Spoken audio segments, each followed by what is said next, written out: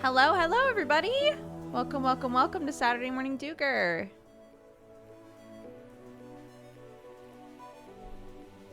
I know, it's a good jam. It's a good jam. I'm not trying to interrupt the jams, okay?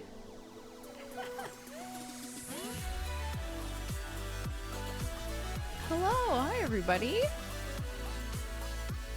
Welcome. How's it going? I know, on a Saturday? Yeah, it's going good. I've had a good day so far. Clarky had Spanish class, and then my sister-in-law was like, do you want to go to soft play with us? So Clarky got to spend some time at soft play. So we've had a busy morning. Hi, everyone. Welcome. Come in, come in.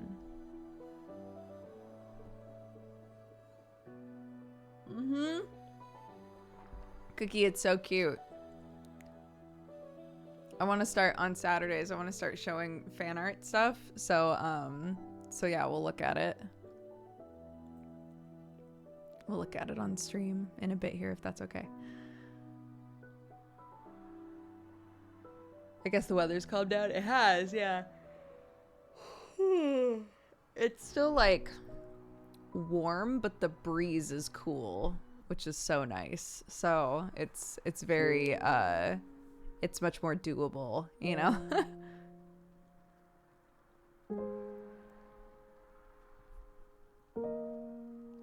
Hello, everybody. Let me tweet because I forgot to.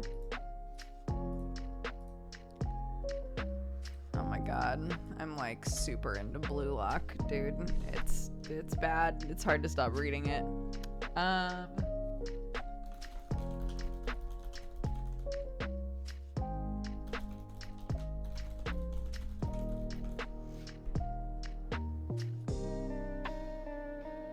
And I worked some more on my Dash stuff. Summer worked on stuff for Piper at the same time, so we were chatting while we were doing it. I think the flowchart looks way better than it did. So that's good. Can we see? Sure. One sec. Let me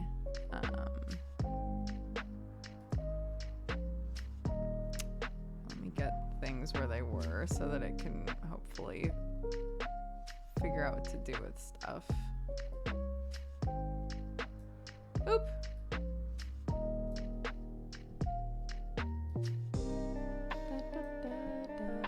Yeah, I messed around with it for a while. I color coded some stuff. It was easier to work on it off stream without like as cacophonous as, you know. There was just a lot of opinions yesterday while we were working on it, which made it difficult. But yeah, hold on. Get rid of you, bring you up.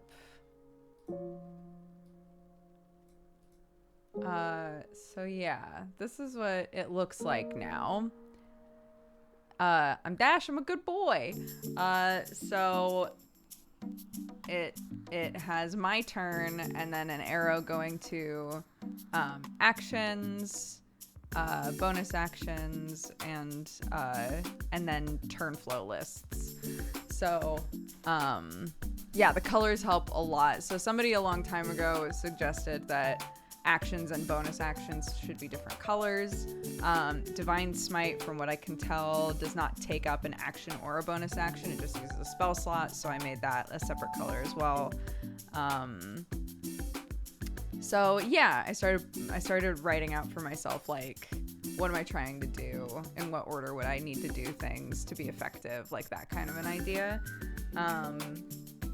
So yeah, I mean, there's more to add to all of this, but yeah, so far I think it's looking good, and I've learned a lot more how to use this program as well. So yeah, I'm loving that. And then I started on this as well, a dash sheet. So started filling that stuff out, and I can put all of his like paladin shit on here.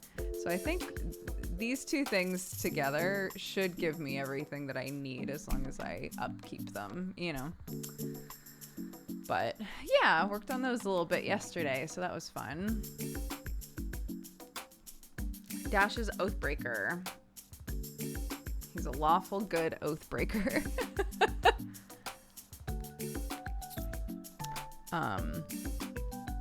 So yeah, there's a lot of stuff to write down for that.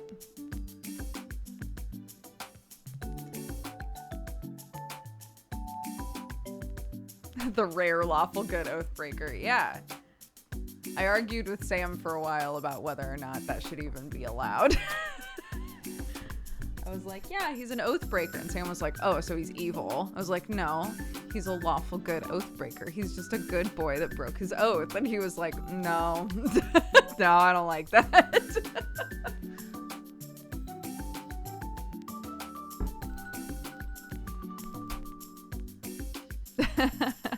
He's just a good boy. It can work. I talked about it with Brett quite a bit while I was making him.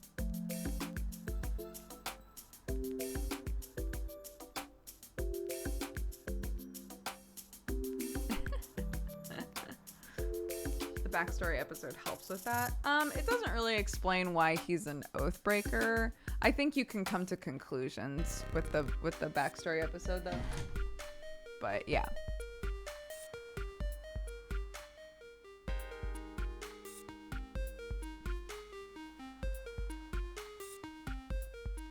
I think that I've dropped a few hints during episodes, and I think the backstory episode as well, like, helps support stuff, but nothing has explicitly been said why he's an Oathbreaker, yeah. Hi, Nick! How are you, bud?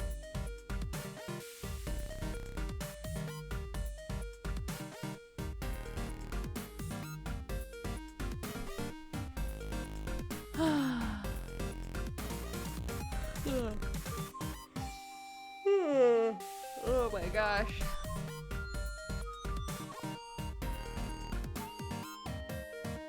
Hearing Nick made me do a double take. Yeah, Nick Terhorst in chat is a buddy of mine.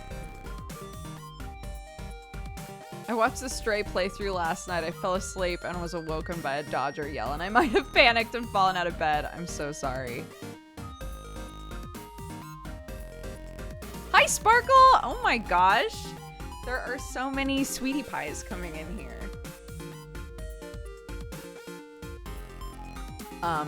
Yeah, I screamed a lot. Especially near the end of Stray, I feel like was very screamy. So I was saying that on Saturdays I'd love to look at fan art. I'd also love to watch like the clips that have been put in the clips channel, but a lot of the ones from this last week were Stray like screamy clips.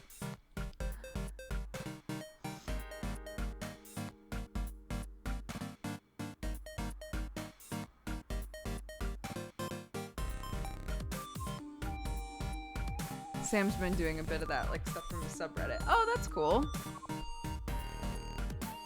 Yeah, well, I was talking before about how, you know, Saturdays used to be so hyper specific because I didn't do the like sit around and talk thing except on Saturdays, but I do it every stream now.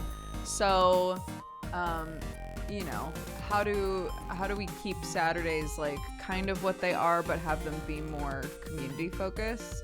I'd love to start like moving in that direction for Saturday stuff.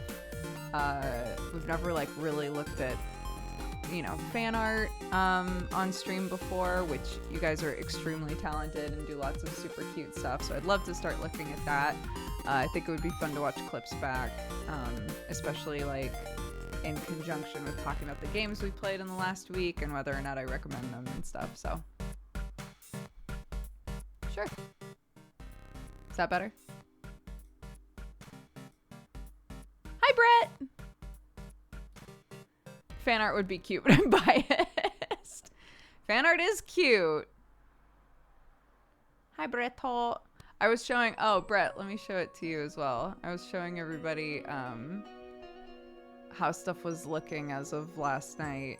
Got a little. My flow chart is starting to make more sense. So it's got like things I can do with my actions and bonus actions, and then like turn flows for me to remember what order to do things in. And then I started doing a spreadsheet character sheet because I like them, and I haven't made one since Alice. So yeah, but I really like this. I think this is going to be super helpful for me. Especially now that it's color-coded. The color coding helps a lot. Yeah, well, before, so anybody who wasn't here for yesterday's stream, I've never made a flowchart before. And I was like, I really want to make a flowchart for my D&D characters because when I'm in battle, when we roll the second we roll initiative, my brain turns muddy and I like not entirely sure what I should be doing with my turns. So I do like whatever the most straightforward thing is. And sometimes that's not the best thing to do with my turn, you know? So I was like, I really want to make this for all of my characters, but like I have a character named Fabia who's level 15. Like, it's gonna be too overwhelming for me to try and do a level 15 character, but Dash is only level 4, so I can try to like figure out how I would want to do this concept with Dash and then try to do it for higher level characters. So this is Dash so far. This one isn't done, but it started off as just kind of like a brain dump, and then I organized it. And I think it's looking good. I like it. I think there's more stuff to put in bonus action. I might be wrong. But there's definitely like different things. I need to be considering my my like paladin abilities more and stuff like that. But so far I like it. Thanks, Brett. Thanks, bud. So yeah. And then I can actually write out all of my paladin abilities and things as well. This is going to be a completely different sort of sheet from Alice's, because Alice's literally this entire side was just spells. And then like all my sorcery points and shit. That's not gonna exist for Dash, you know. So figuring out like how best to utilize the space to help my brain. It's gonna look different, you know, so. Yeah, they're to help me with my D&D characters. Dash gets some spells, just not a lot. Yeah, exactly. I mean, the spells are, literally all of the spells that I have currently are already written on there. So yeah. So if I wanted to go in order by level, I would finish the Dash stuff and then do Yuli and then try to do Fabia. We'll see. Spells are evil in spreadsheets. Yeah, I don't know how you would even... I guess you would write down like your most used stuff, like stuff that you would like favorite. If you were playing like a wizard who just knew a million spells, or a cleric, right? Like fuck.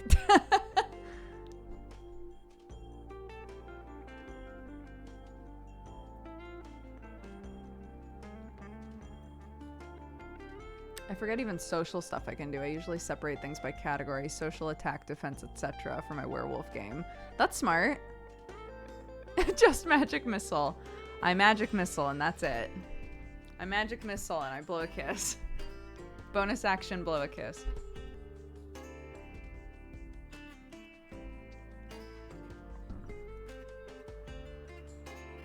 Yeah, I have to worry about spells less with Yuli now because she's basically just a rogue.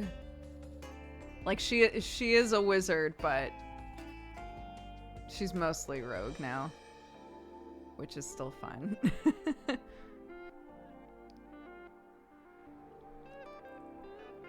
Yeah, the sheet that I showed was an Excel spreadsheet. Or, well, a Google sheet.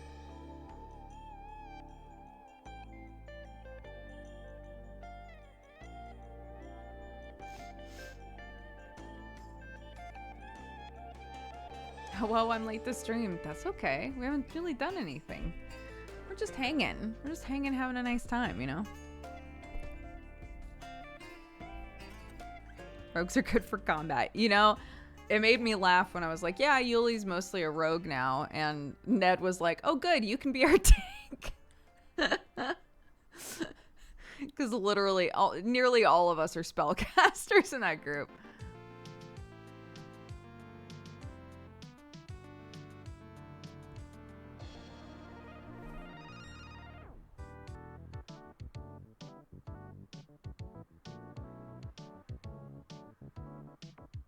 Yuli the tank sounds hilarious. Yeah, she's, I mean...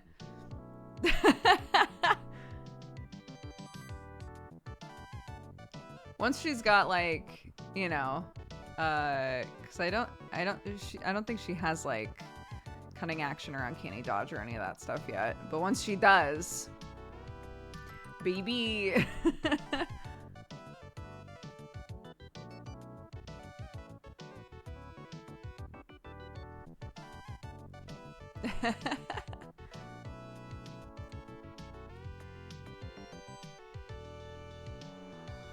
Yeah, both of us that have taken a martial class as like a secondary class have gone rogue.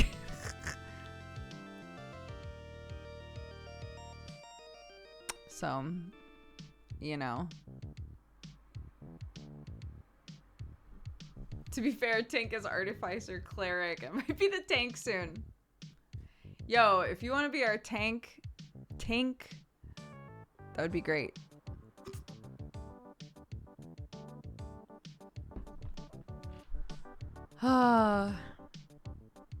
Yeah, Fabia is the biggest problem because we're level 15. She has 3 levels in Warlock. 3 levels in Warlock, I think. And a bunch of fucking magic items. Just so many. And I cannot keep track of all the shit that she can do.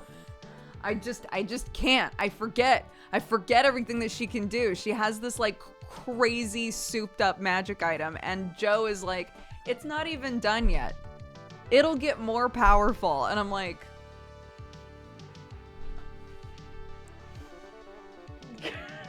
I can't even remember what it does now. Oh my god. So I need to write it all down. So that my party can stop goofing on me.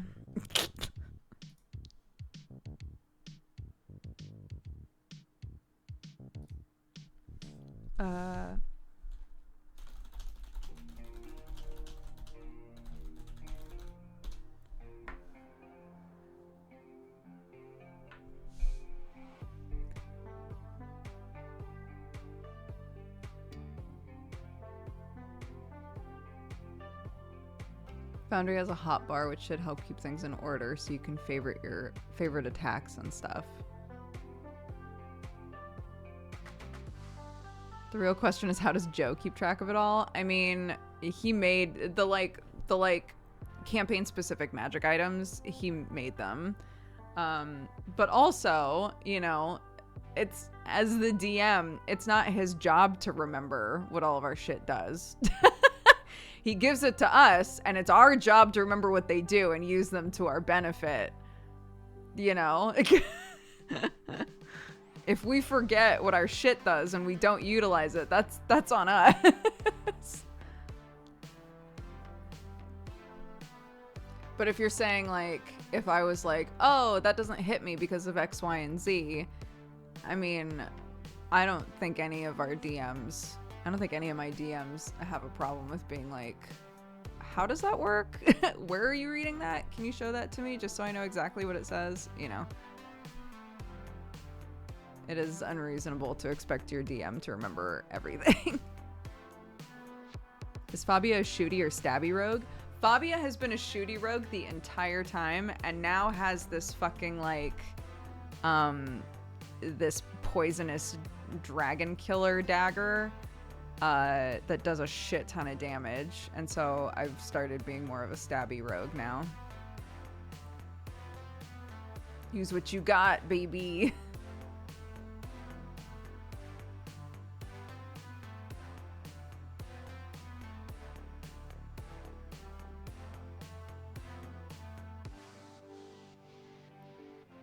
What's your source? I made it up. Yeah. Have fun, Arnar. Thank you for swinging by.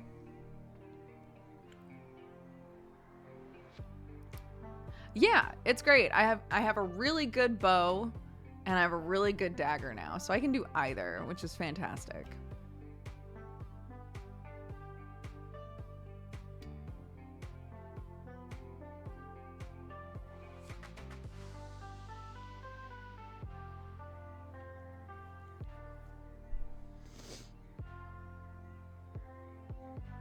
Is this game streamed? Which one? The one where I play a shooty stabby rogue is streamed. Yeah, it's called Godforged. It has a shit ton of episodes. We're coming up on the end of it.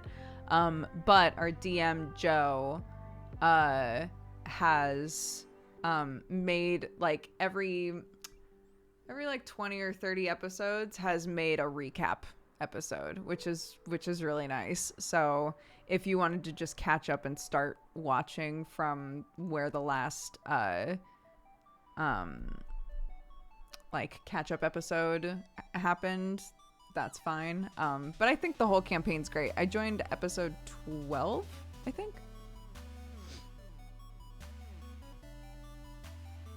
Yeah, he literally just did one. So if you wanted to just skip ahead, you can.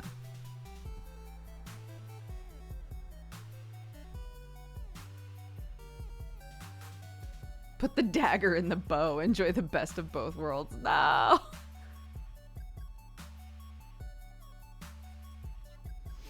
What's your favorite part of D&D? The RP. I'm an RP baby. I love just like completely sinking into a character. I think it's so fun. But I'm learning to enjoy the combat more. It's just not what I excel at. Oop, hold on. Yes. Coming. Thank you for knocking. Hi, darling. What's up? Yes, baby. Oh, he is, huh? Do you want to say hi? No. Okay, bye. I love you.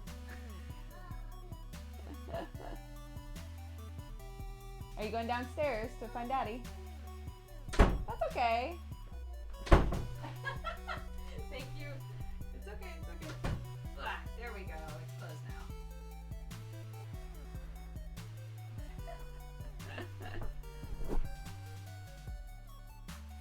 She came in and was like, hi, Daddy's bringing a snack up for me. I was like, okay, cool. Did you want to say hi? And she was like, no, and left and slammed the door.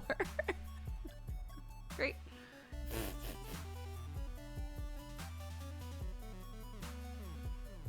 And now she's crying. One moment.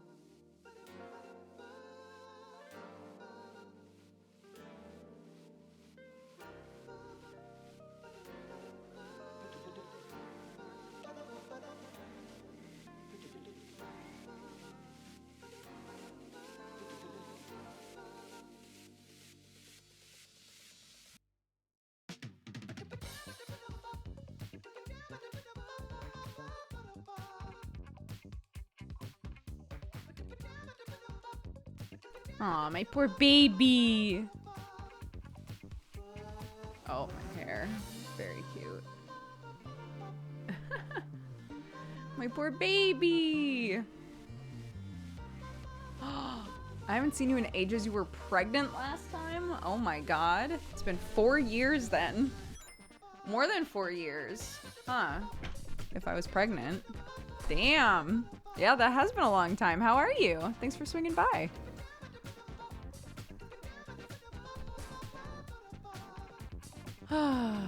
She tripped. She ate shit. That's why she was crying. She's okay though.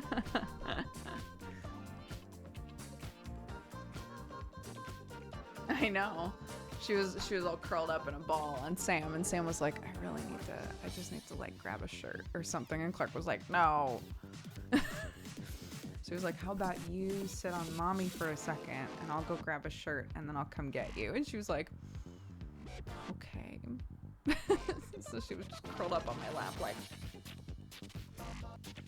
I know, she slammed the door. Not once, not twice, but 3 times to make sure it was closed and then immediately tripped. Poor baby. What are you gonna do?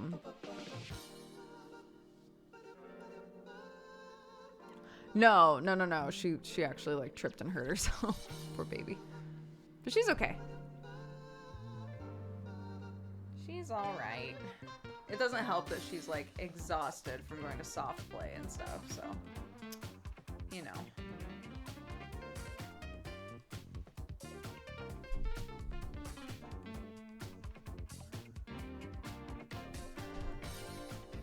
Oh, that's right, it's your birthday!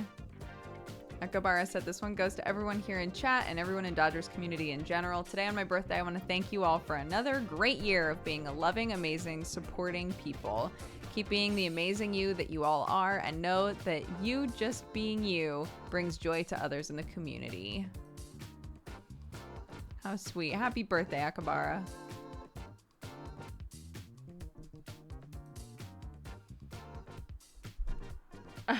Soft play is great. Soft play is great. It's literally just a huge jungle gym where literally everything is soft. It's incredible. She decided she wanted to go down like this gigantic slide, and I was like, all right, go for it. And she did, and looked at me like, that was terrifying, but then went up and did it like 18 more times. So great. It's because like some of those really like some of those slides that go like really what's the word that I'm looking for? It's really steep. The really steep slides. Sometimes you go down and it's fine, but sometimes like halfway down, the kid starts like like twisting, like spinning out of control kind of. So yeah. Every time that happened, she was like, again. Fortunately, she didn't actually hurt herself at all.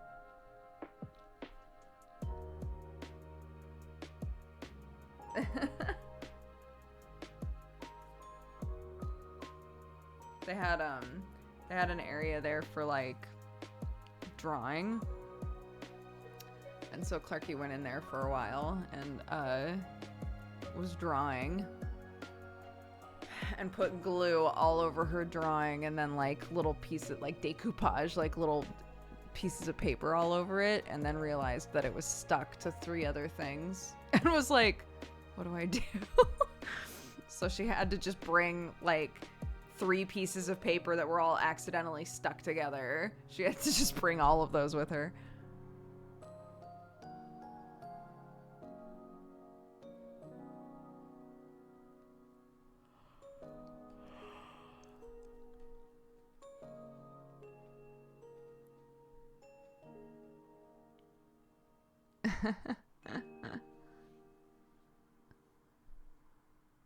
Yeah, I can only do the excuse of like, Clark doesn't really believe me anymore. If I say, we don't go to soft play that often, but she's big enough that generally she kind of runs off on her own, right? So I'm like, that's fine. As long as it's, you know, a size where I can generally see where you are, I don't give a shit. Have fun, enjoy, you know.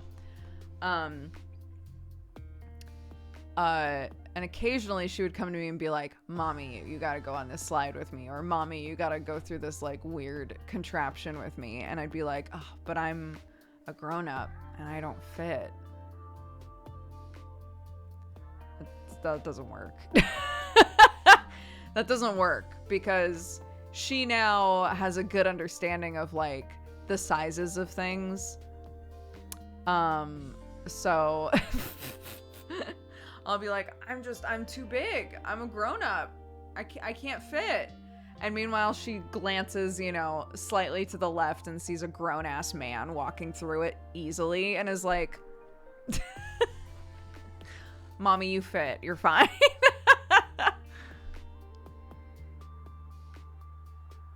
Yeah, Mommy, there's another child that walked by that is the same size as you. I think we're good. I think you'll fit.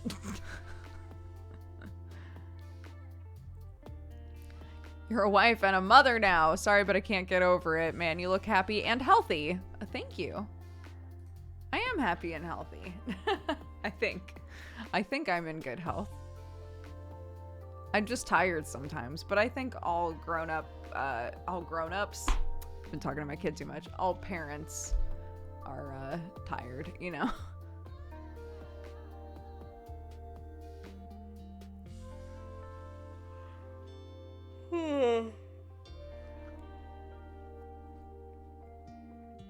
Damn, girl, you looking happy and healthy. Stop it.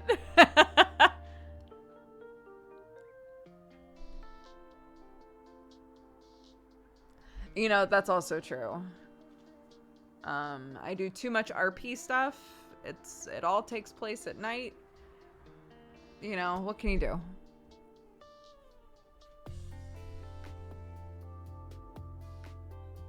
How's Jesse? Yeah, he's good. I'm literally playing a game with him tonight after Clarky goes to bed. So. Welcome, you fine. CVS Jr., thank you very much for the gifted subs. I appreciate it. Oh, one of them went to Sparkle. How sweet. Thank you very much. If you're gifted a sub, welcome to the Cat Gang. Say thank you to the person who gifted it to you. I am also very excited for this stream tonight.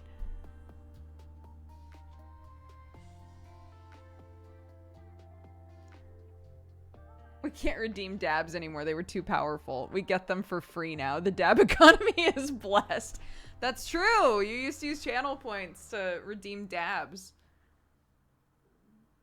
It got really fucked because it was like, I would say, okay, you can redeem 4 dabs in a stream, and then all 4 would get redeemed immediately. So I'd start a stream and just dab 4 times and be like, great, all right, let's go.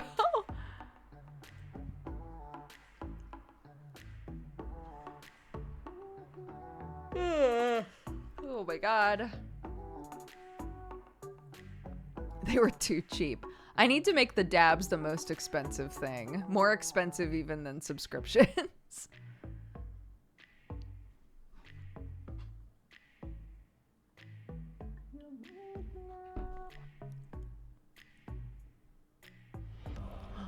Friendship jail, let's go. I'm ready.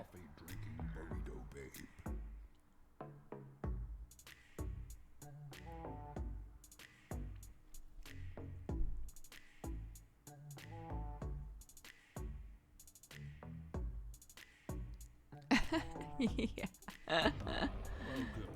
Oh, what a mess.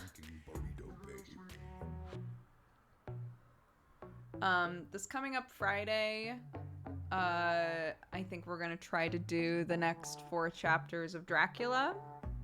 So if you watched Dracula Part 1 and you were super into it, swing by for Dracula Part 2, where we introduce such lovely characters as Mina.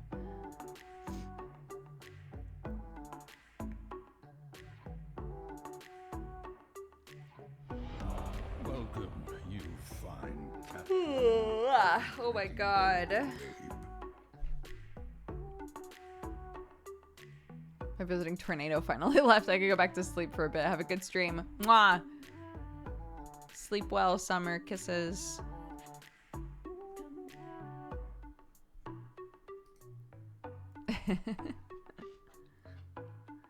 Good night.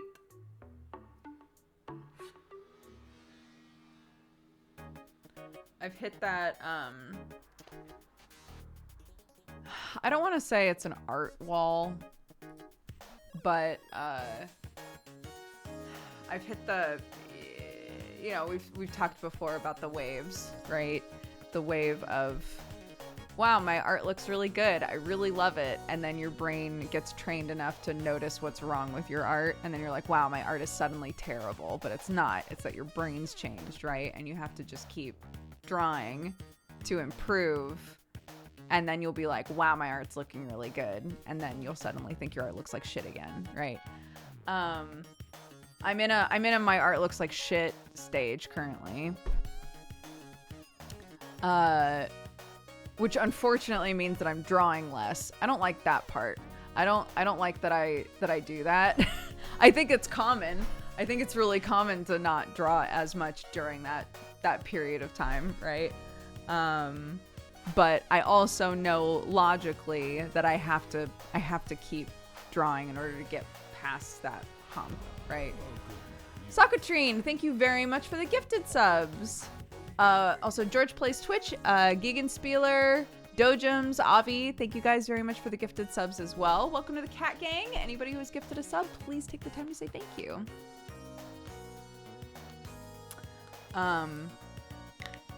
But yeah, I was talking with Summer and I was like, there's so much stuff that I want to draw, but I like 100% feel like I don't have the skill set to draw anything the way that I want to draw it currently, you know? And that's such an annoying feeling.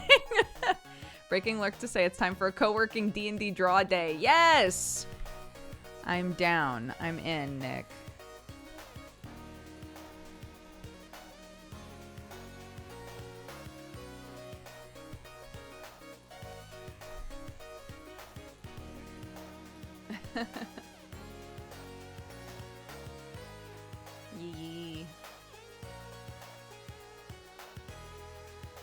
Yeah, I think I need to just even just practice fundamentals, you know, will be helpful.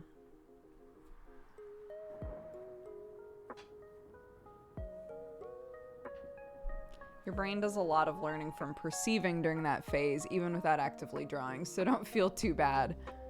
I guess that's true. If your brain has reached a state where you like notice more, you would notice it even not just in your own art, but in other art, right?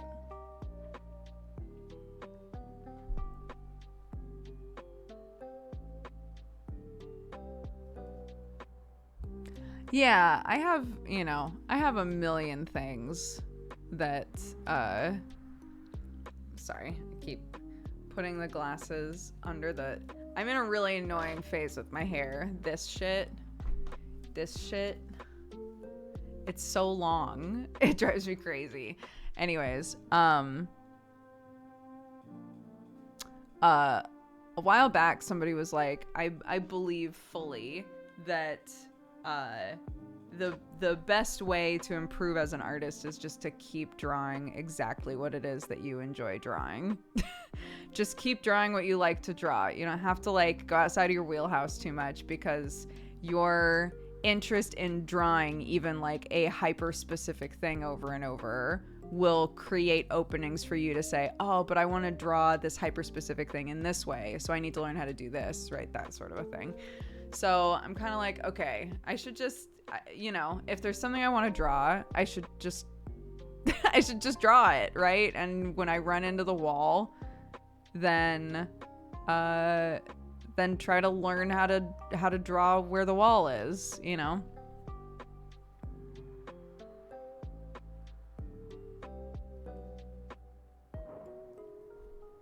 Sleep well, Jerry.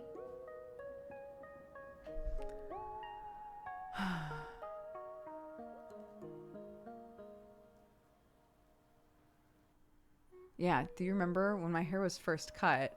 This lined up perfectly with where the hair was cut. And we were like, wow, that looks dope.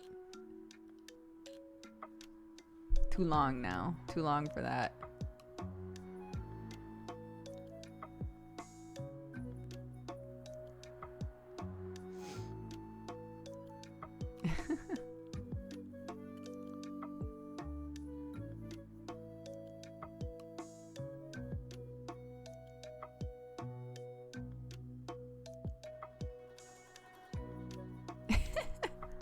Oh my god. Yeah, so I'm on chapter, don't spoil anything. We did Blue Lock for Manga Pod last night.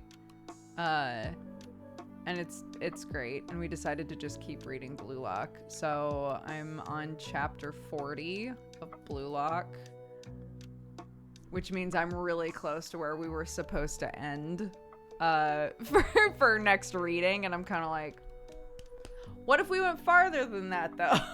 I don't know. Is it too much to ask that that we all read a fuckload of chapters between now and Monday? Probably. It's just good. It's just an interesting manga. I have a nostalgia question. What do you remember about checking out games like Tower Fall with the homies in the friend zone couch? How do you feel about that part of your life? I don't have any like specific feelings about that part of my life. It was fun. All of Friend Zone was fun. That was a very like me driven show. So it was just really fun to do. Towerfall I still love as a game. I just can't find anybody to play it with me, unfortunately. But yeah, all that stuff was fun because I got to just like hang out with my buds and play games, and that was like work. It was great.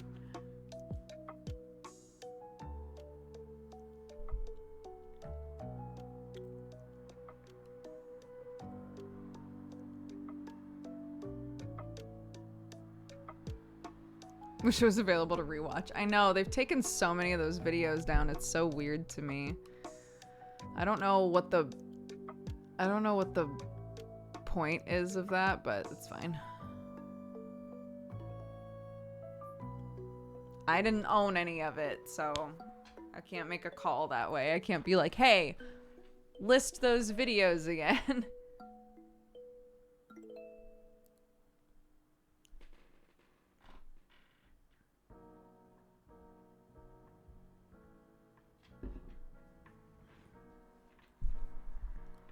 I hear my husband stomping around.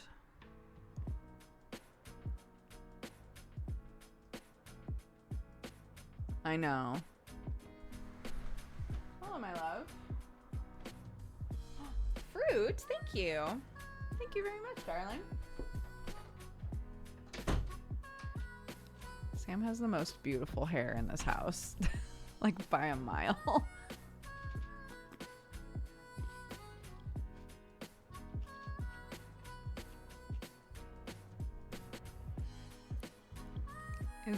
His hair is just so long. It's gorgeous.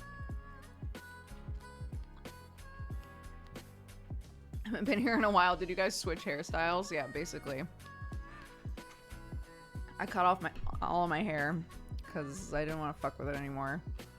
And Sam's been growing out his hair since before we even moved to England, so...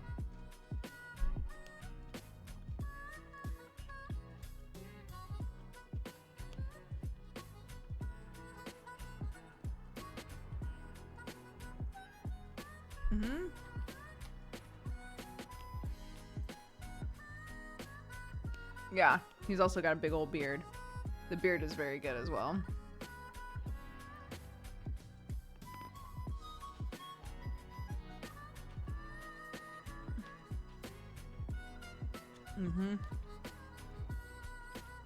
Yeah, I had hair that was this short when I was in high school.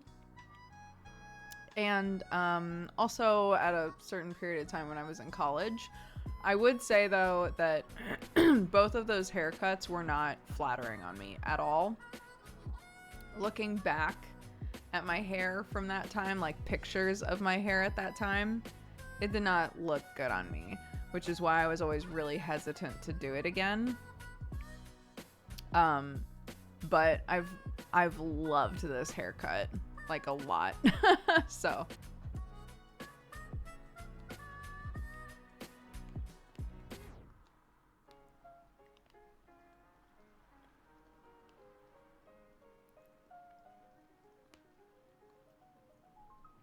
Thank you.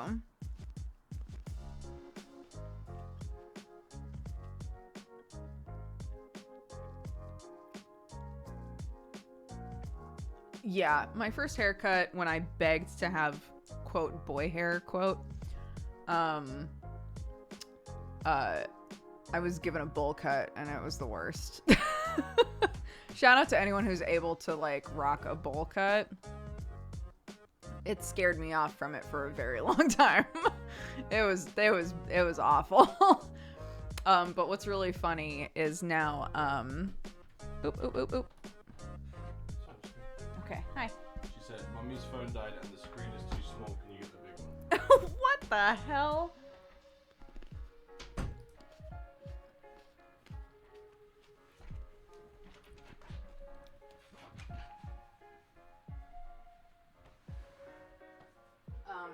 But yeah, anybody who's had a bowl cut before, you can probably find 3 or 4 friends who also had bowl cuts. So you guys can compare and contrast. It's very fun.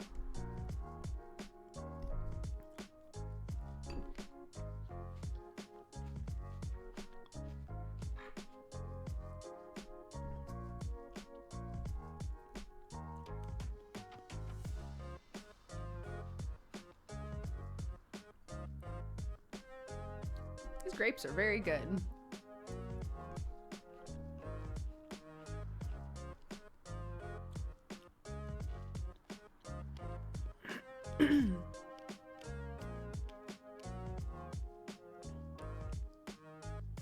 I've been planning a D&D game for my friends. I was wondering, what are some things you like in a DM?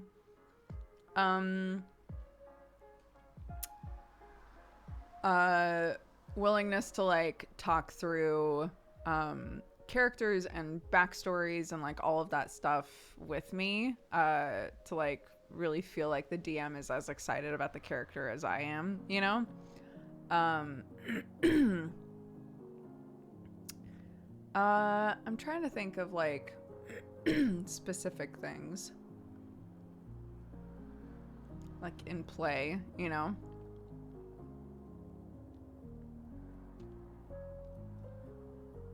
In terms of, like, the pacing of games, I like when they're, even though I've said that that I love RP more than anything else, I like when there's a combination. I like when there's, like, a good balance of, like, you know, if the DM says to themselves, how long has it been since they've had a combat? We should throw a combat in there, that kind of a thing, you know?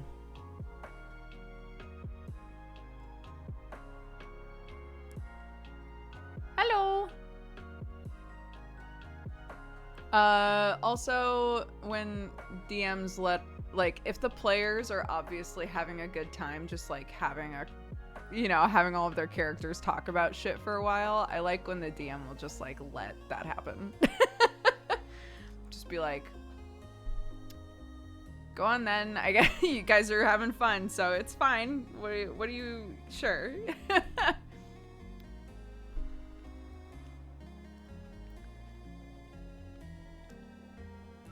Brett let us have an entire session where we were all just motel RPing with each other. It was literally round robin, like, just different groups of two in a motel, just all having, like, RP conversations. So that, you know, that sort of thing is just really fun. Because honestly, I think it wound up being some of the best, like, stuff to establish, like, character dynamics, you know?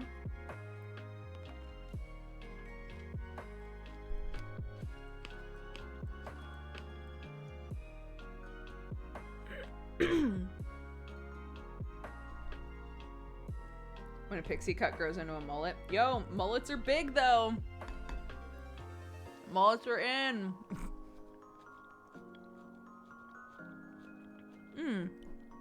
It's called Neon Divide, the game where I play the mushroom.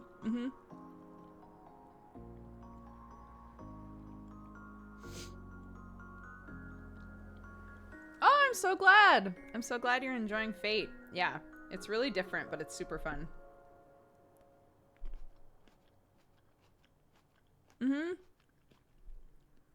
Yeah, I play a little mic-hunted character. Hold on, I'll show you. Where's Moral? Moral's getting remade right now, so this will not be accurate for long. But this is Moral, my little VR mushroom kid.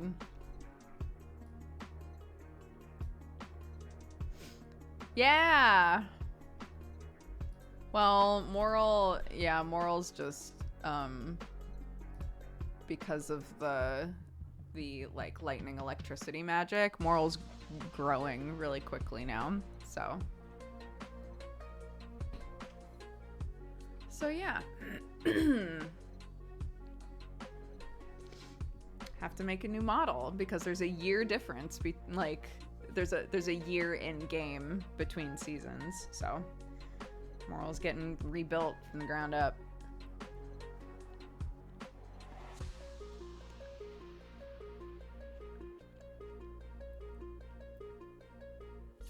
Any inspiration for the name Moral? Morel is a type of mushroom, but Moral doesn't look like a morel mushroom, right? But Moral does have 4 arms. So I thought that it would be funny to call my character Moral as a nod to the morel mushroom, but also because their body grows more of things. I thought that was a funny joke.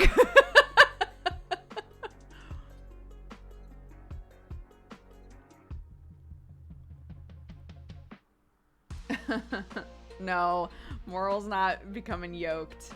Just taller.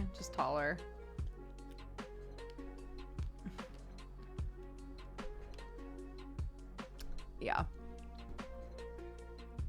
Is there a focus per episode where you don't see anyone else, or do you all hang out at the same time? So these VR RP things, they have like a session time. It's just like D&D in that sense. It's like, this is when we're all meeting up. This is when the session is happening. A lot of them do it once a week. You all show up at the designated time. The maps are opened up. You hop in, right? And yeah, honestly, like if you as a character have a reason to be by yourself the entire session, you can be. I've had sessions where I'm mostly by myself as Moral because I do a lot of gathering. So if it's a session where I'm like, I need to make a bunch of medicine, I have to go gathering, I might, I'll probably see people, but like interacting with them, I might not interact with them a ton, Everybody's just kind of doing their own thing. Everybody has their own goals. So yeah.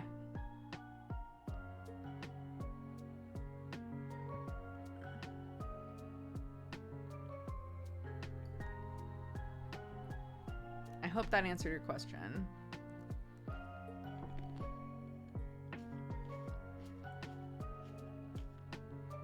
It happens inside of VR chat. I think all of the VR RP stuff happens inside of VR chat.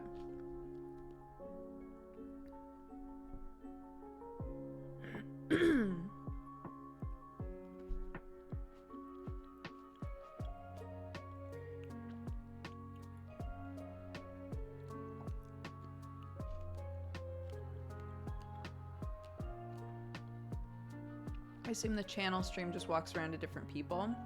Oh, the streams that happen, some of the DMs stream, a bunch of the players stream.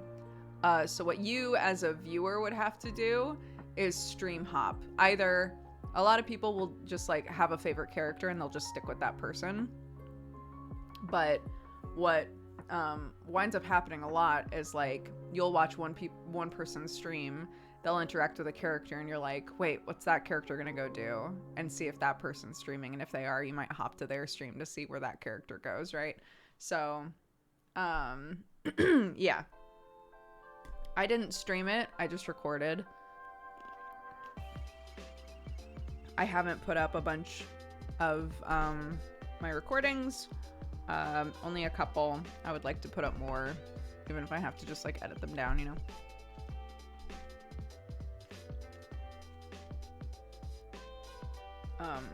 But recording in general, I think, is a good idea as a player, even if you don't stream or plan on putting the VOD anywhere, because sometimes you go to a DM and you say, hey, I did this during the session, and they would like to see what exactly you did, if that makes sense. Or like, you know, in a less fortunate scenario, say that there's a character who's like accusing you of something, saying like that your character did something or that you were metagaming or whatever. It's always good to have as much of your perspective as possible available for those situations. But I've never been in that situation. Literally, my stuff is like, hey, I pulled this prank. Here's the footage of me pulling a prank. Or, hey, I don't know, hypothetically, hey, I planted a bunch of mushrooms. Here are all the places I planted mushrooms. Hypothetically.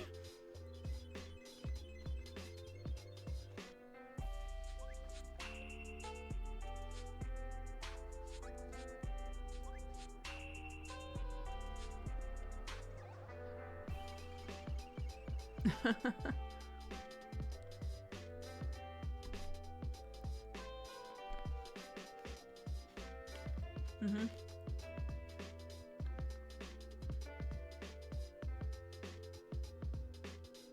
Yep, there totally aren't a bunch of morals growing all over the place.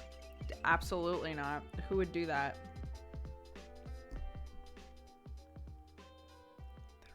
There are. Because I don't think anybody was alerted to the fact that they were growing. So. Hi, HB.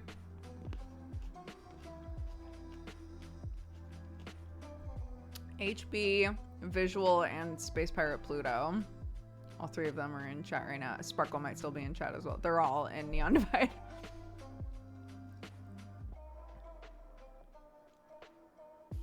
But yeah, I 100% planted one in the Grove, so we'll see. Sorry, Visual. We'll see what happens.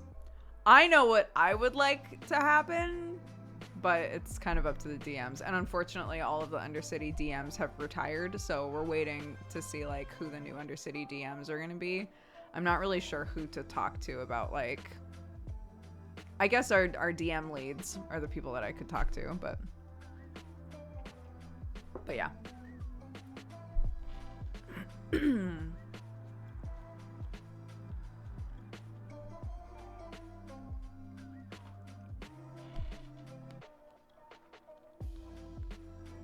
I'm still a rookie Grove Guardian. I'm naive to them, I imagine. Well, I planted them next to the other mushrooms so that they would hopefully blend in. Not that Moral's trying to be like a sneaky bitch about this. They planted a lot of them just in plain sight. But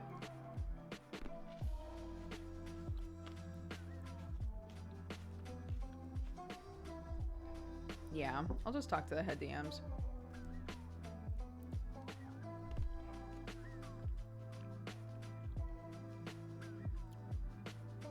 Especially since one of them is literally an Undercity character, so it's easy enough to be like, hi. Moral things? Here you go.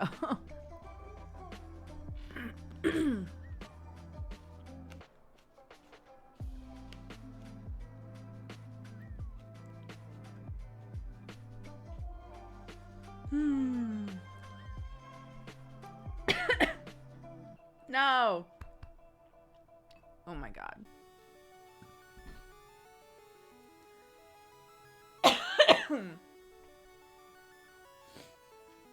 I almost swallowed down the wrong pipe. I like kind of did, but only a little bit.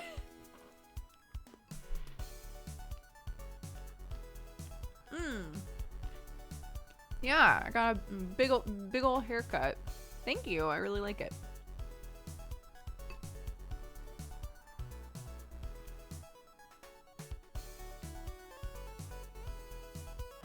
Detet and Spellboy are also retiring. Oh my god, we have a lot of DMs stepping down. That'll be interesting.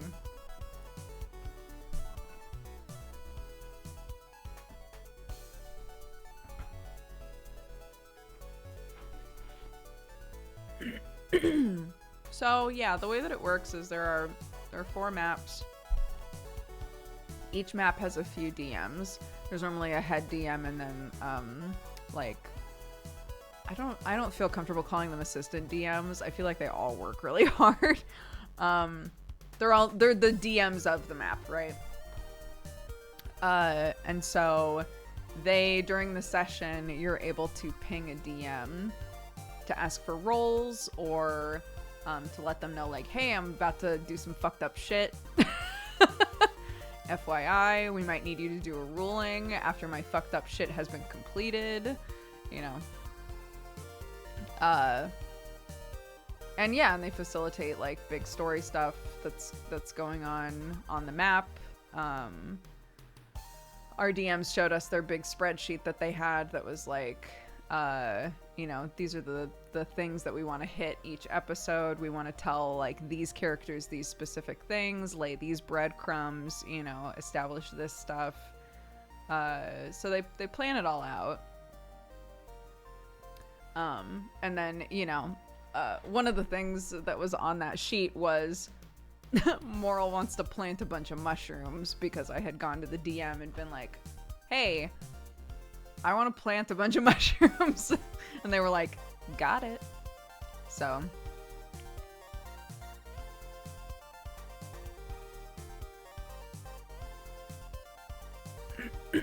So that they would remember, because it's sort of up to DM decisions and the roles and all of that, whether or not any of those would become sentient. So it's like it was like a big enough deal that it needed to be written down just in case, because who fucking knows.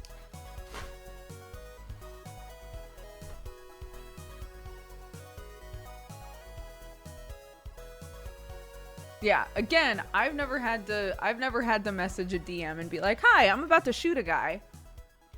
Would you like to be there for that? That's fortunately not my character. My character runs a cafe in the morning and then is like, cool, I'm gonna go find some plants and then I'm gonna make some medicine. And if one of my buds needs help with a thing, I'll help them. And that's it, basically. I love what you did because it leaves a window for people to play more mushroom people. Yes! And that was the other thing I said, was I was like, if any of them can be sentient, if there's players coming in that want to play mushroom people, they could potentially play one of them. And it's like an easy in, right? To say like, you grew in the Undercity because Moral was being a fucking weirdo.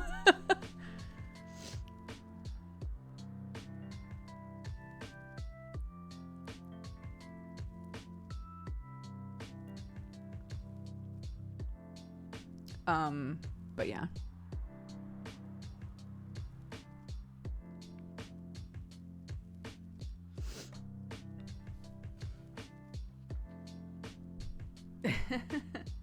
The thing that sucks is I planted them on the third to last session, and I couldn't be there for the last 2 sessions.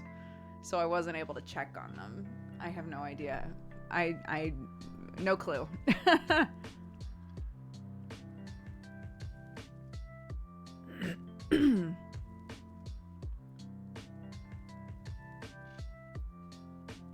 Would that make Morella parent? If a sentient like humanoid mushroom showed up and was a result of those, then yeah, I would be their parent. but like I have no fucking idea what those things are gonna turn into. I had pitched like if you guys want another weird like NPC creature to be around, that's also a really easy opening for that. For there to just be like weird little like mushroom animals, you know? So wouldn't they be your clone? Not necessarily, because I put everything in specific places. The only one that would just be basically a clone of me essentially is the one that's in the mushroom house, because it has no real like variables attached to it. But all of them that I planted in specifically either high magic zones of different types of magic, or I did something to them. So so we'll fucking see.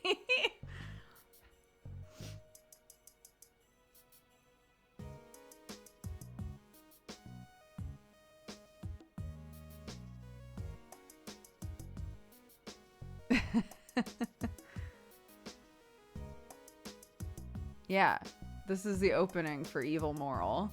If someone wants to be Evil Moral, this is the opening.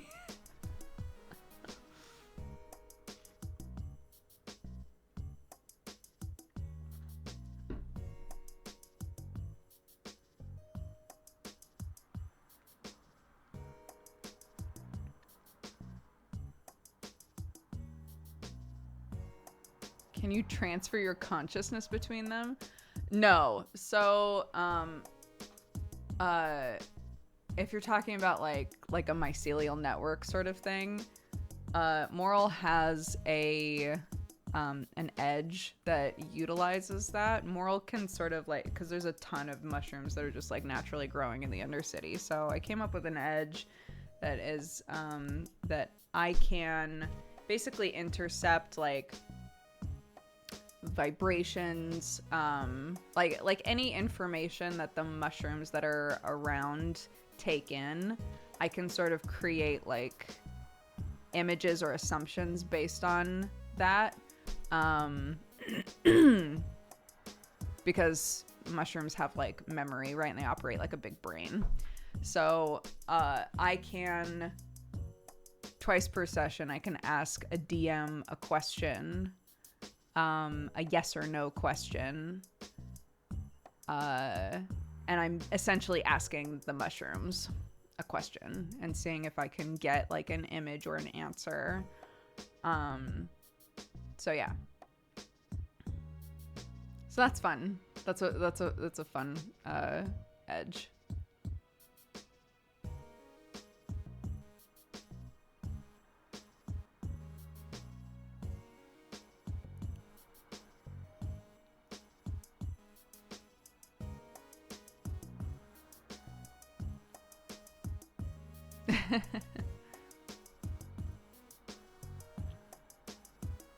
The one that absolutely killed me, that made me so upset, was there were all of these like big portals popping up everywhere.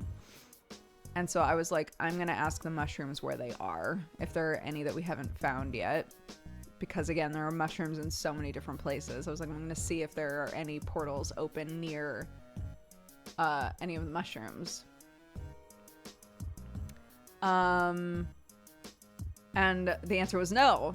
And I was like, oh shit, well, there aren't that many places that don't have mushrooms around here, so maybe we found them all. No. There was another one. I was so upset. I was like, damn it.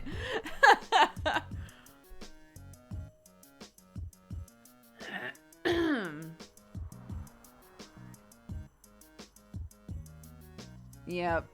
What can you do? What can you do?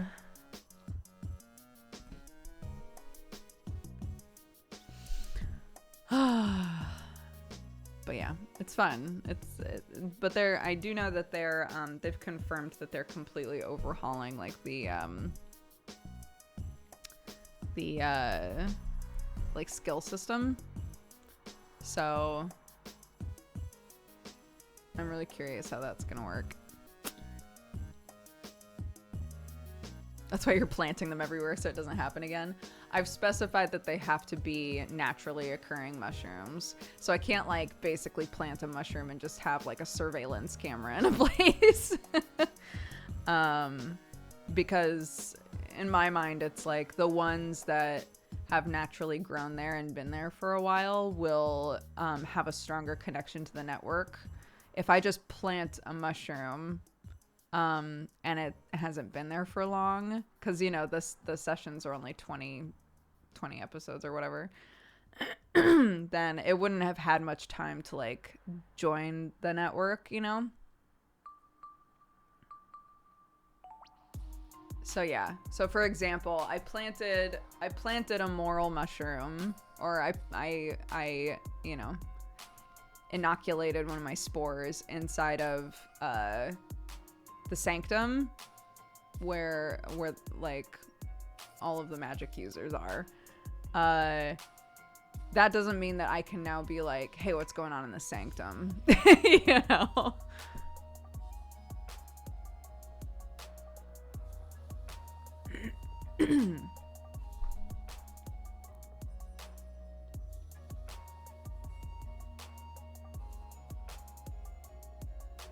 Yeah, it's a VR LARP sort of a thing. So it's not D&D.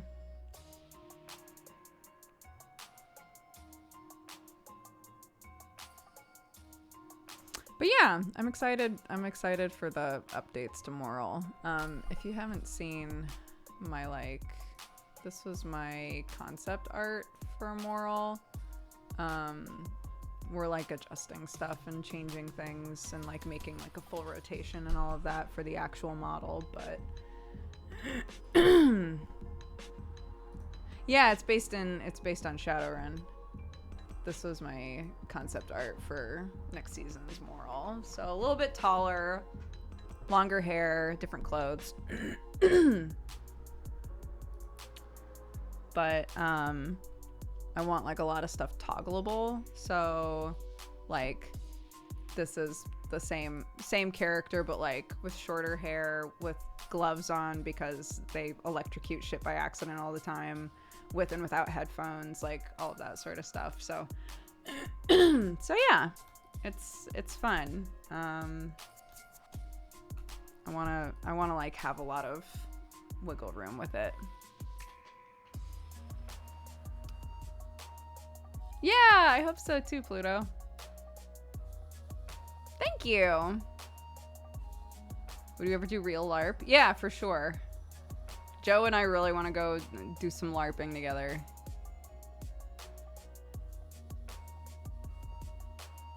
You don't need to answer this, but in a ballpark, how much does a model like Moral cost? A lot of the cost winds up being like how complex you want it to be on the back end, really. So if I wanted a 3D model that was that didn't have a lot of stuff that could like be turned on and off, that didn't have, you know, like alternate outfits, like, you know, magic effects, all of that sort of shit, it would be probably you know, depending on the level of complexity and detail, in the like 500 to 900 range, and then it goes up from there as you add complexity. It totally depends on the 3D modeler, but yeah, that's, from what I can tell, that's kind of like the range for just like a model that moves as a model and doesn't really have much else going on it. But like, if I'm saying, which I am, if I'm saying to my model maker, like, hey, I want to, you know, have like a weird shit happen when my flaw activates, and I want, you know, magic, but I want like a full body magic effect and a really localized magic effect, and like, you know, if you add all of this shit, all of that adds money. So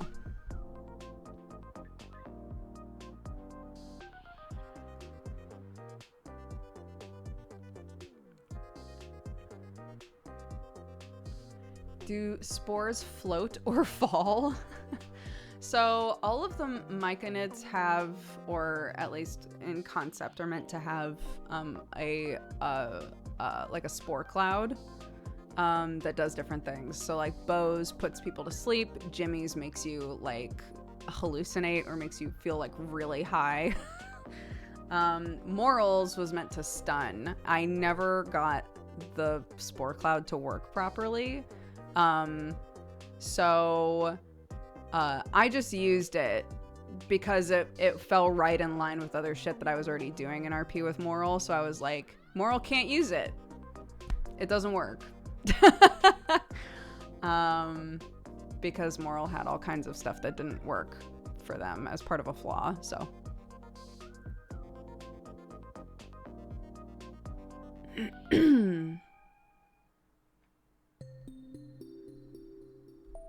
yeah, I mean, Kelly, that's exactly what Kelly does. Kelly made all of her first models.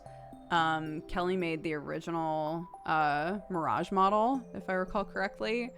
The one that she currently uses for like VTubing and stuff was made by somebody else, but all of her models before that she made herself with like by kit bashing stuff together, you know, swapping out heads, all of that sort of stuff.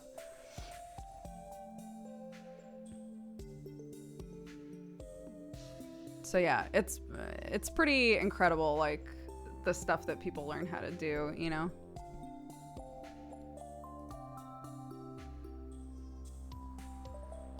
Good simple model can cost you up to 300 if not more, and then add another like $50 per toggle or big effect. Yeah, that seems right. It's hard, it's really hard to say like it's around this, but like yeah, in the mid hundreds is like a model, you know.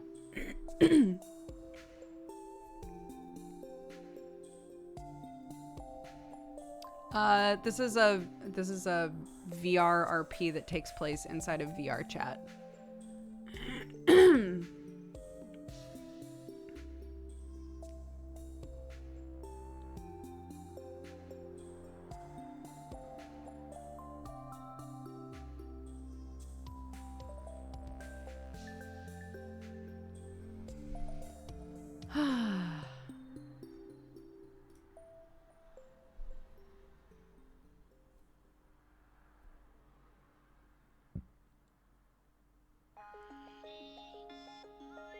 Yeah, it's cool.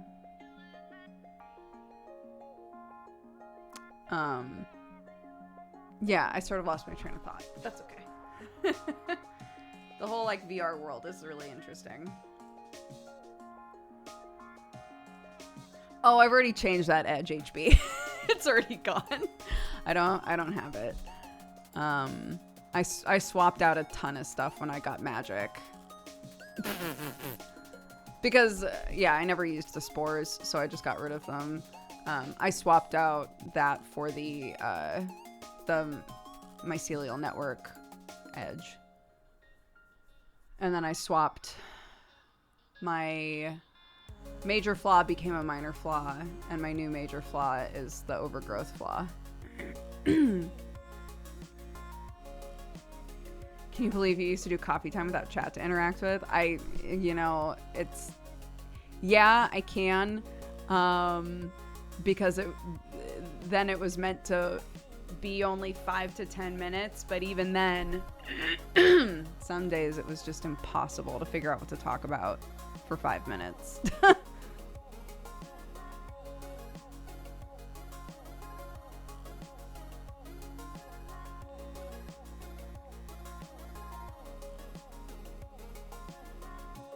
I miss the old coffee time videos I'd watch with my breakfast before work. And that's very sweet. I won't ever be doing them again, but I'm glad that so many people have really fond feelings about them.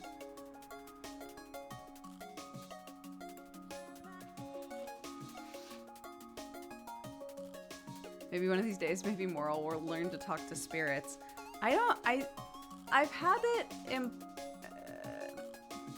I'm trying to think of how to say this. I've been told before that if you want to be like a spirit character, you kind of need to give that heads up ahead of time, or have that be like a big story weave, if that makes sense. I think it would be really fun if Moral figured out how to talk to spirits as well, but I don't see why that would happen, I guess. Does that make sense?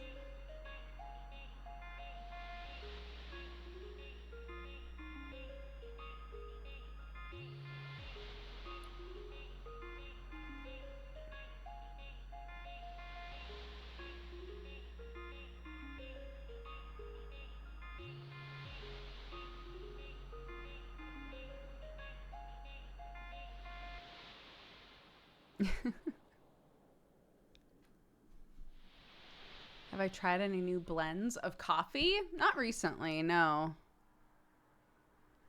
Nothing new and exciting, really, on this end.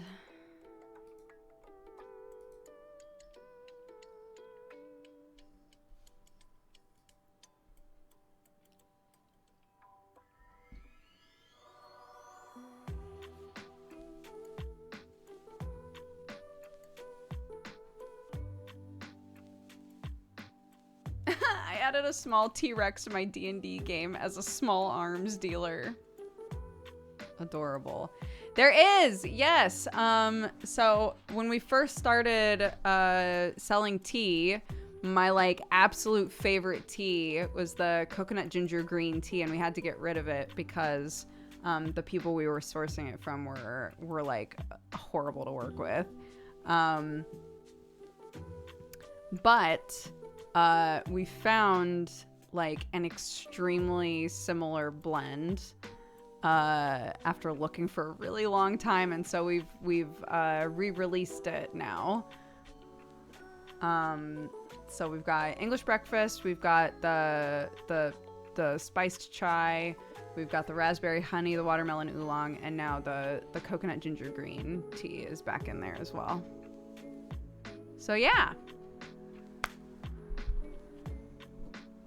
If you remember liking that one and you'd like to grab it again, it's back in the store. Very excited.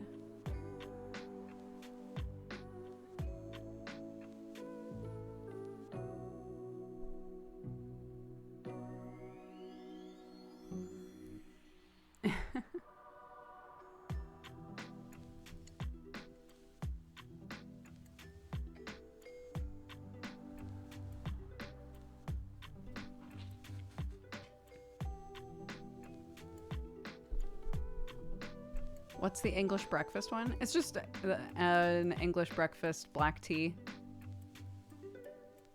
Forgot about this. I just looked over at my Neon Divide folder when it was June and everything started, you know, changing to rainbows. I think someone made this for Scraptown. Gaytown's the best town. Hell yeah, Gaytown.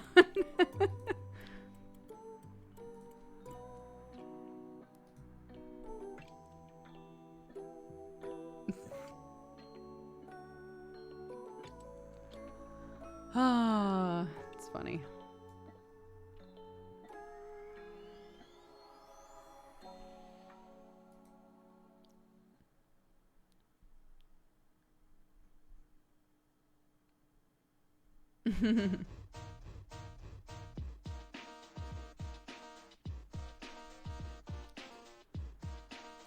Okay, let me close that. Beep.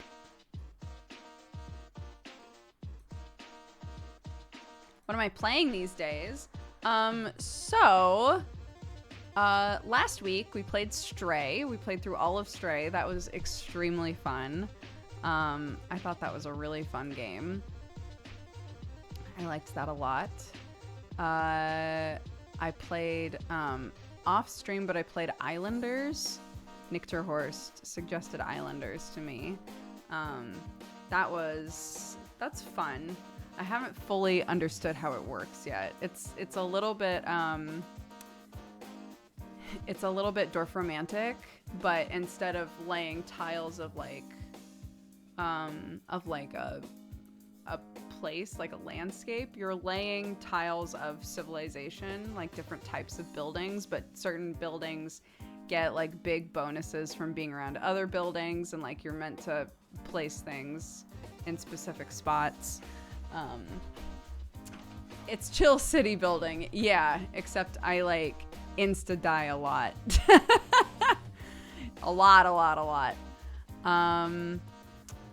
When did we play Power Wash Simulator? Yeah, on Monday. Power Wash Simulator is awesome. I want to play more Power Wash Simulator for sure, because it was super fun.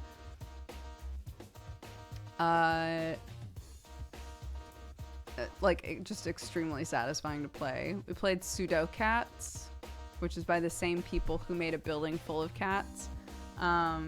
It's Sudoku, but with pictures of cats. And my kid played a little of it and has, I think, figured out how to play Sudoku through the magic of Pseudocats. So, great.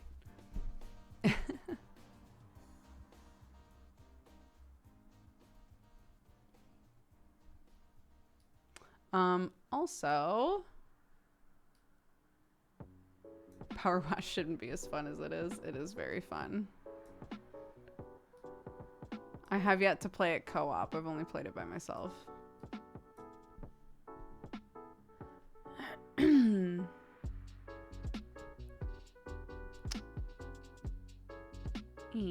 let me see.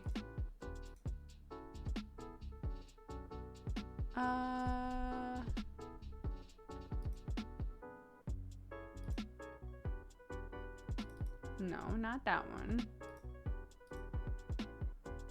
Not that one. Okay.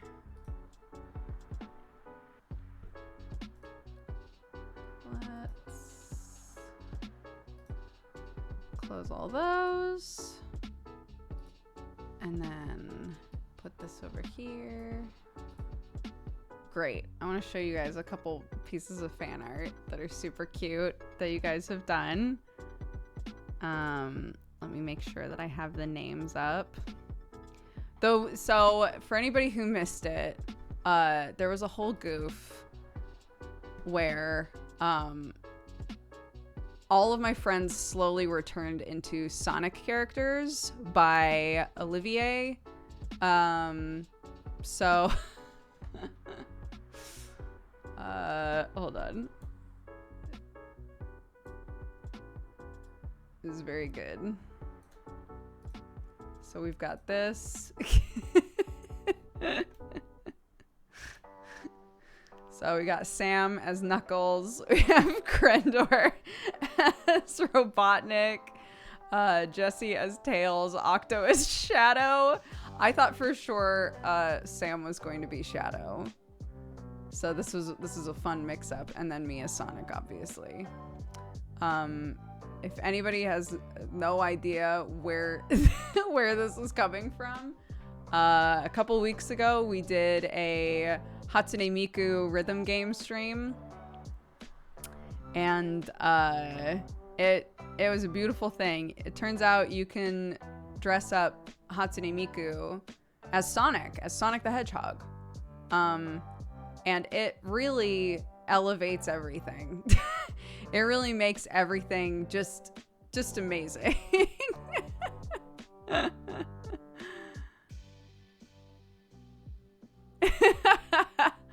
So yeah, it's very good. Then Senna 4K4 did this. It's so cute. It me. It's very cute. Look, it's my little Dooger. So cute. Thank you so much for that. And the last thing, lastly but surely not leastly, wrong one, hello, is Cookie did an animation. Cookie did an animation called Unicorn Trots. That is basically uses my audio from stream, and then it's me telling a story. Hold on, I'll get it open. She's 4. It's me telling a story about my kid when she did her like graduation performance at preschool. They all had to do a big dance, right?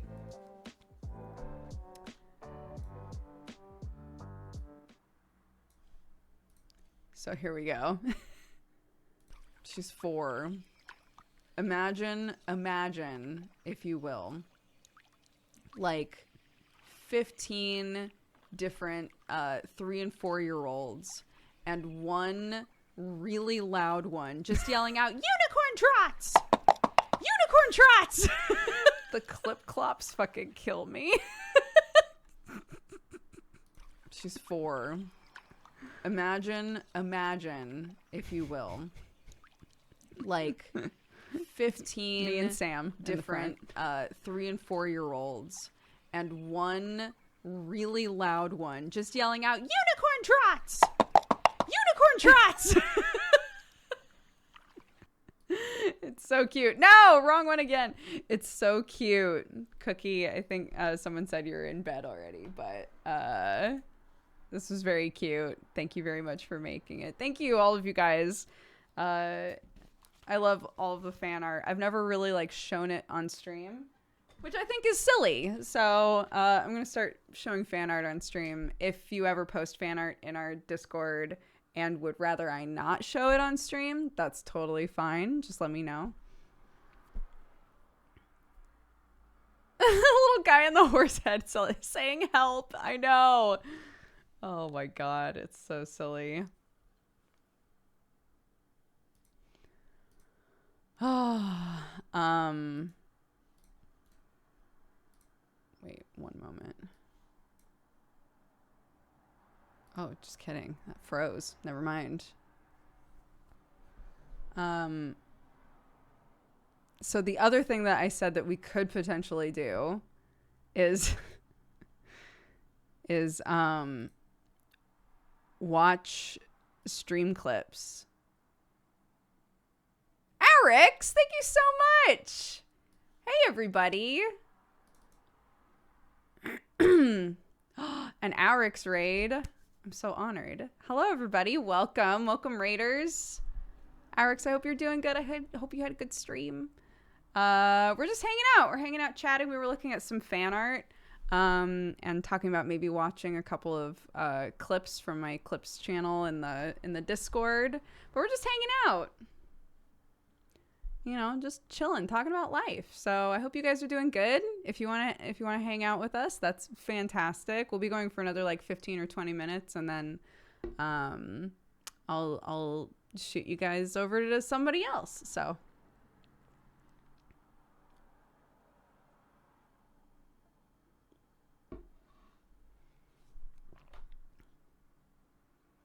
Clarky brought back, my kid went on an adventure to the seaside without us, just by herself. She's very self-sufficient. She brought back a seashell, which is very pretty, but she keeps doing like wacky shit with it, and I'm worried it's gonna break, and then she's gonna be so upset. But what can you do? But yeah, that was the major thing that she brought back with her, is a little seashell, and she's very proud of it, and she loves it very much. So, and the pictures were so cute, dude. Oh my god, my little 4-year-old just challenging the sea and losing. It's so cute.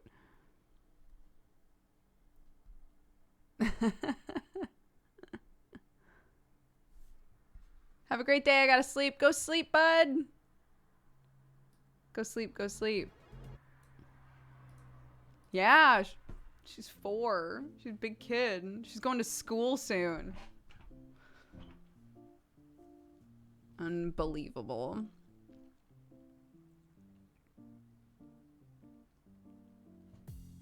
Seashells can be pretty strong. It's true. They can be. It's about this big. And it does not feel very strong. How are her sandcastle skills? I don't know. Again, I was not there. She went by herself. She's self-sufficient. She went with my mother-in-law before anybody's like, what a terrible mother.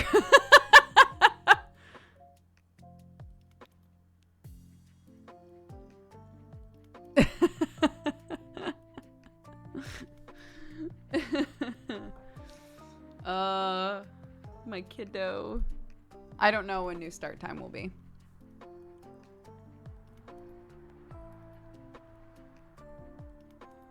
Also, can I just say, I can admit this. So we swapped to this mouse because my other one just stopped working altogether. Well, it didn't stop working, but like it kept jumping all over the place, and no matter how much I cleaned it, it would not fix itself. So I swapped to this. It is so fucking convenient to have a wireless mouse. Holy shit.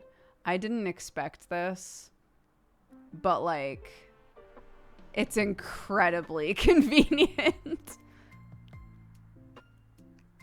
It's great.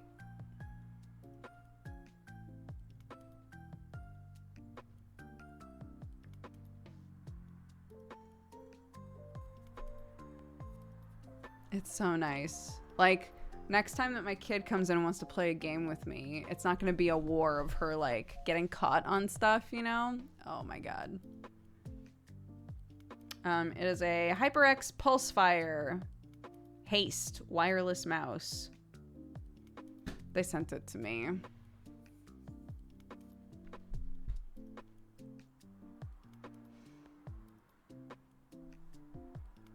Oh my god, oh, wireless keyboard would also probably change my life. I've always been really wary of wireless stuff because if it drops suddenly, then you're hosed, right? Especially a mouse, I feel like. But I swapped to the wireless headset and it's been incredible. It's so nice. I've now swapped to the wireless mouse and I'm like, oh my god, the freedom. Oh my god, this is so great. But I miss my buttons. I miss all my buttons on the side. What do I do? They're not there anymore. I'm sad. How am I gonna play Final Fantasy? I don't know if I can do it. I don't know if I can play Final Fantasy without my buttons on the side.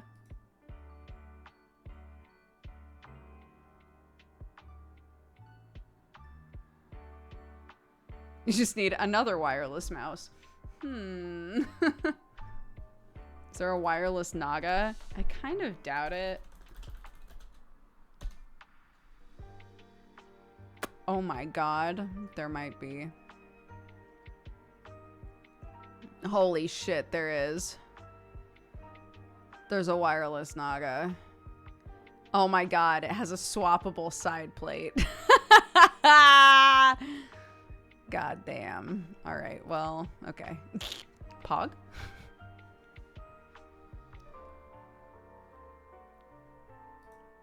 Yeah, you just get so used to it. I never got the appeal of MMO mice. I've been playing 14 for 6 years. I mean, I've just gotten really used to, not even just in MMOs, like in like an RPG, right? If there's a bar that's like, you can press 1 through 6 and like swap whatever. The regular Naga has 6 buttons and a circle here. And I just got so used to using those for everything. If I needed to put in the numbers 1 through 6, I just used those. I got so used to them.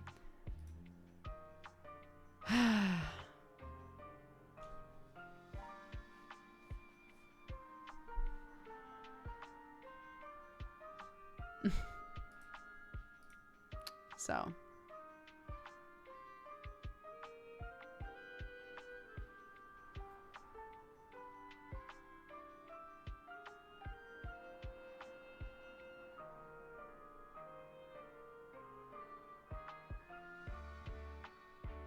Yeah, I can't use control, unfortunately. My hands are too small. But yeah, I use shift click for all of my damage abilities and regular click for all of my healing abilities. I'm a white mage. So.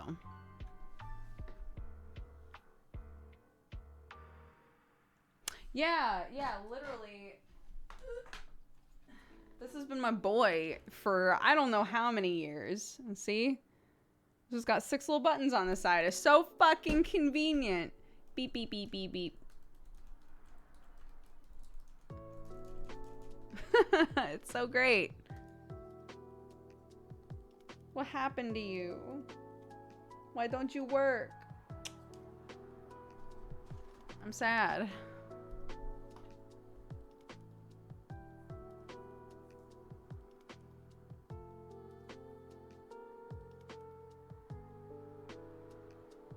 I've been playing Black Mage a lot. It's fun, but Monk is still my favorite. I've never spent enough time with a class to enjoy it to the same extent that I enjoy White Mage, you know?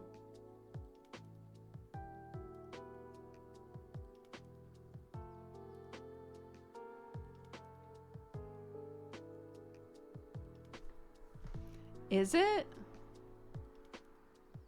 It says there's 3 swappable plates. Oh, I see. Oh, interesting. It has a 6-button plate, but it looks totally different. 1, 2, 3.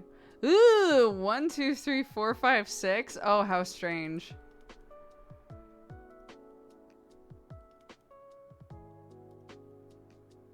How strange. Okay.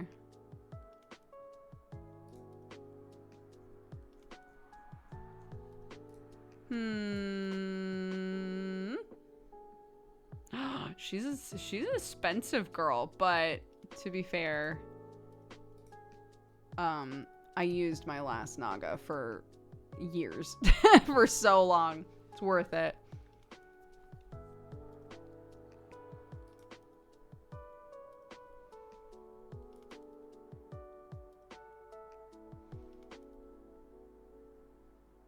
Red Mage is fun. The flippy bitch, Red Mage is very fun. I think Black Mage is fun. It has a fun rotation. Sage doesn't make any goddamn sense to me.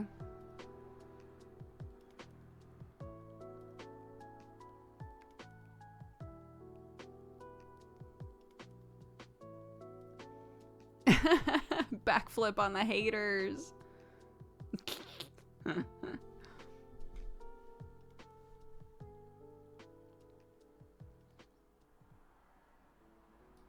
Reaper is really fun. When I played Reaper while they were doing like their media tour and stuff, I played Reaper quite a bit, and it's so fun. Once you get like the rhythm of it, you feel so fucking cool, dude. Like, it is the coolest shit.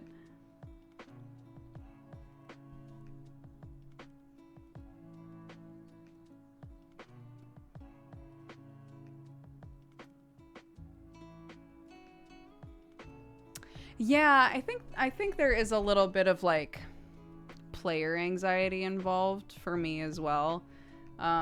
This feeling of like, well, if, you know, I know how to be a healer. I know how to be a healer in this game.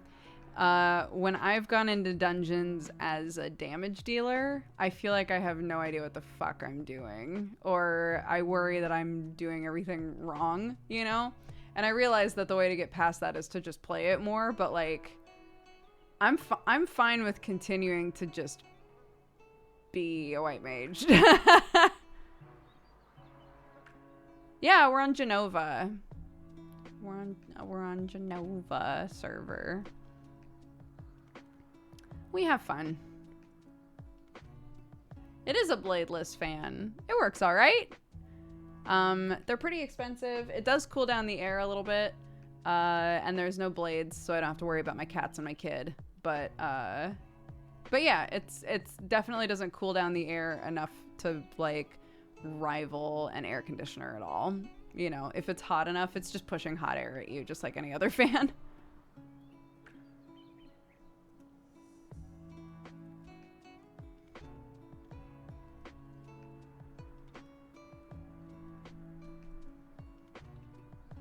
AC is mythical in the UK. We do have a little AC unit. We just leave it in Clarky's room for when it gets too hot. So, you know, if Sam and I are dying of heat, at least Clarky is getting some sleep.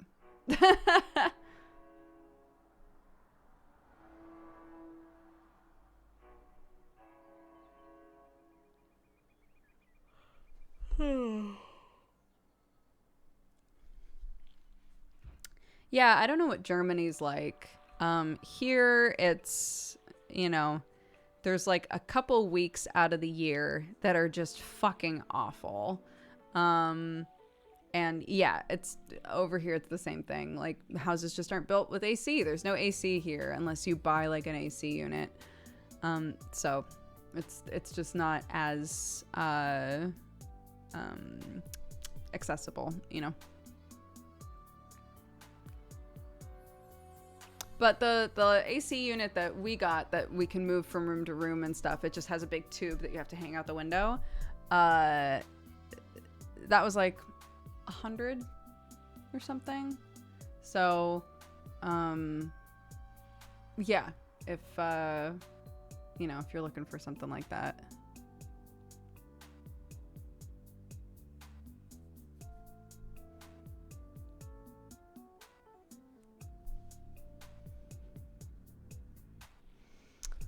Oof, right now Germany's doing well. We edged on getting 40 degrees Celsius a couple days ago.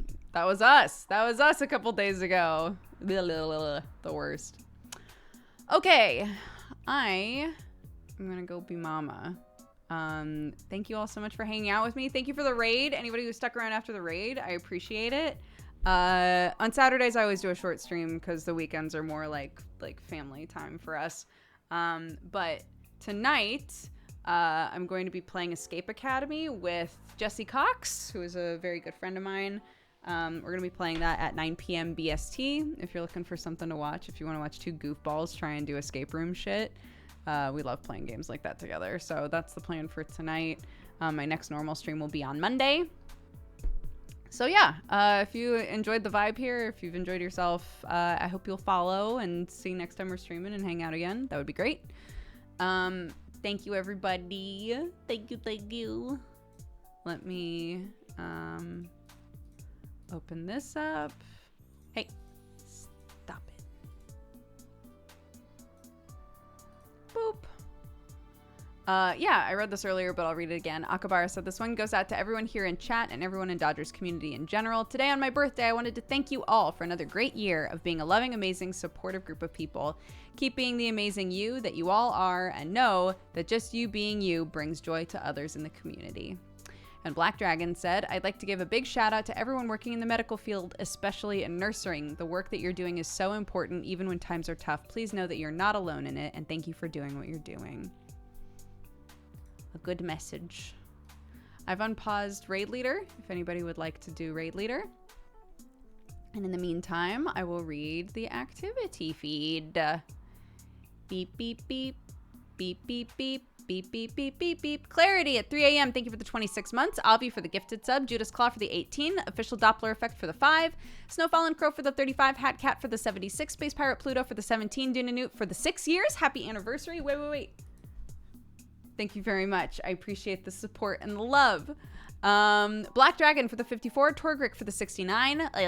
Michael L8 for the 92. Dark Shadow for the 69. Sevatiel for the 52. Tactical Luke for the 61. Loey for the 51. CVS Jr. George Plays Twitch. Giganspieler. Dojums. Avi and Socotrine. Thank you very much for all the gifted subs, and welcome to the Cat Gang. Everybody who's gifted a sub, if you're gifted a sub today, please take the time to say thank you. It's very generous. Alaska Winter, thank you for the 18 months. Ine for the 1 year. Happy anniversary. Thank you very much for the support. I hope it's been a good year with us. Wizarino, thank you for the 23. Scorpio for the 69. Springfart for the 6 years. Happy anniversary, bam. I appreciate it very much. I hope you're having a great day. That one, Chevy for the 62. Rosa for the 6 years as well. Bam. Happy anniversary. Man, lots of 6 years today. Thank you guys very much. Thunder Bunny for the 7. Malik for the 57. Baby Bird's Nest for the 2 years. Happy anniversary. Bam. I'm getting quicker. I'm getting quicker at it. I really need to reset up my my pokey boy. You know what I'm talking about. The pokey boy. Doe Jones, thank you for the gifted sub. Dylan, Dilettante for the 18. Arix for the huge raid. Thank you again, bud. I hope you're sleeping now. Pinchy, thank you very much for the 2 years. Happy anniversary. Thank you very much, guys. I appreciate it. Yellow Flash for the 6. Kiera for the 47. And Eshid Cow for the 53. Thank you all very much. I appreciate it. Avi has recommended Claire Coffee. Let's go look. Let's see what they're doing. Oops.